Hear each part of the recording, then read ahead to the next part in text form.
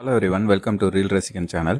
இட்லி கடை படம் அக்டோபர் 1 ரிலீஸ்னு படக்குழு அறிவிச்சிருந்தாங்க. ஆனால் இப்போ இடி ரைட் இஷ்யூனால படம் டிலே ஆக வாய்ப்பு இருக்கு. இந்த படம் ரிலீஸ் ஆகலைன்னா அந்த டேட்டுக்கு சூர்யா 45 படம் வரலாம்னு சொல்றாங்க. ஆனால் இந்த டேட்ல படம் ரிலீஸ் ஆனால் தீபாவளி ரிலீஸ் விட பெட்டர் டைமிங்காக இருக்கும். ஆல்ரெடி இந்த படம் குட் பேட் அக்லி ரிலீஸ்னால டேட் ஷிஃப்ட் ஆகிருந்துச்சு. இப்போ அகைன் தள்ளி போகுமா, வெயிட் பண்ணி பார்க்கலாம். தக் லைஃப் படத்துல வர ஓமாரா பாட்டோட லிரிக் வீடியோ இன்னைக்கு ரிலீஸ் ஆக போகுது. இந்த பாட்டை பால் டப்பா லிரிக்ஸ் எழுதி பாடவும் செஞ்சிருக்காரு. செம்ம வைபா இருக்கும்னு எக்ஸ்பெக்ட் பண்ணலாம். தக் லைஃப் டீம் ஐமேக்ஸ் ரிலீஸையும் கன்ஃபார்ம் பண்ணியிருக்காங்க. ஸோ விஷுவல் எக்ஸ்பீரியன்ஸ் வேற லெவலில் இருக்க போது. எஸ்டிஆருக்கு தான் இந்த பாட்டை படத்தில் வச்சிருக்காங்க. கூலி படத்தோட டோட்டல் பட்ஜெட் 375 கோடி. ரஜினிகாந்த் அவர்களோட சம்பளம் மட்டும் இதில் 150 கோடி. லோகேஷ் கனகராஜ் படத்தை சாலிடா பிளான் பண்ணி 6 மாசத்துலேயே ஷூட்டிங் முடிச்சிட்டாரு. அது ரொம்ப பெரிய விஷயம். கேஸ்ட் லிஸ்ட்ல நாகார்ஜுனா, உபேந்திரா, ஷோபின் ஷாஹீர், ஸ்ருதி ஹாசன், சத்யராஜ்னு பெரிய பட்டாளமே இருக்காங்க. இது ஒரு பேன் இண்டியா படம். இப்போ போஸ்ட் ப்ரொடக்ஷன் ஒர்க் போயிட்டு இருக்கு. ஆகஸ்ட் 14 தியேட்டர்ஸ்ல ரிலீஸ் ஆக போது. படம் பக்கா மாஸ்க்கு கேரண்டி. சூர்யாவோட அடுத்த படம் தமிழ் தெலுங்கு பைலிங்குவல்ல வரப்போகுது. இந்த படத்தை வெங்கட் அட்லூரி தான் டைரக்ட் பண்றாரு.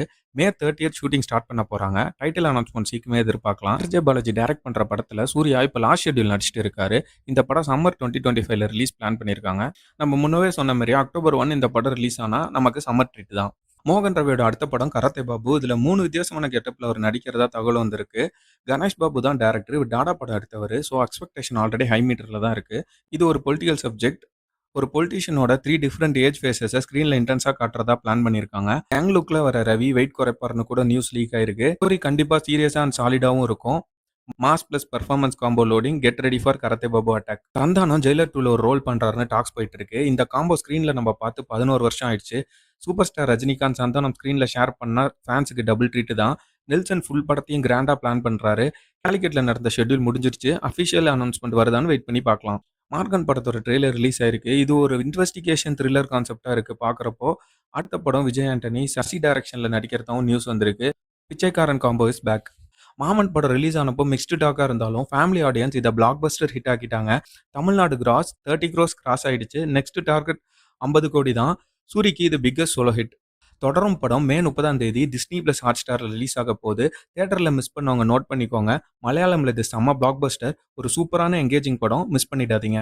அமீர் கானோட அடுத்த படம் ஓடிடியில் ரிலீஸ் ஆகாதுன்னு அஃபிஷியலாக அனௌன்ஸ் பண்ணியிருக்காங்க. ஸோ படத்தை பார்க்கணும்னா 2 ஆப்ஷன் தான். ஜூன் 20 தியேட்டரில் போய் என்ஜாய் பண்ணுறது, இல்லைனா 2 மந்த்ஸ் வெயிட் பண்ணி யூடியூப்ல ரெண்ட் கொடுத்து பார்க்குறது. இது எவ்வளோ ஸ்மார்ட்டான ஸ்ட்ராட்டஜின்னு பார்த்தாலே புரியும்ல. படத்தோட எமோஷன் தியேட்டர் எக்ஸ்பீரியன்ஸில் தான் ஃபீல் ஆகும்னு சொல்ல தான் இதெல்லாம் பண்ணுறாங்கன்னு நான் நினைக்கிறேன். இது போல மூவி அப்டேட்ஸ் தெரிஞ்சுக்க ரீல் ரசிகன் சேனலை சப்ஸ்கிரைப் பண்ணுங்க, லைக் பண்ணுங்க, ஷேர் பண்ணுங்க.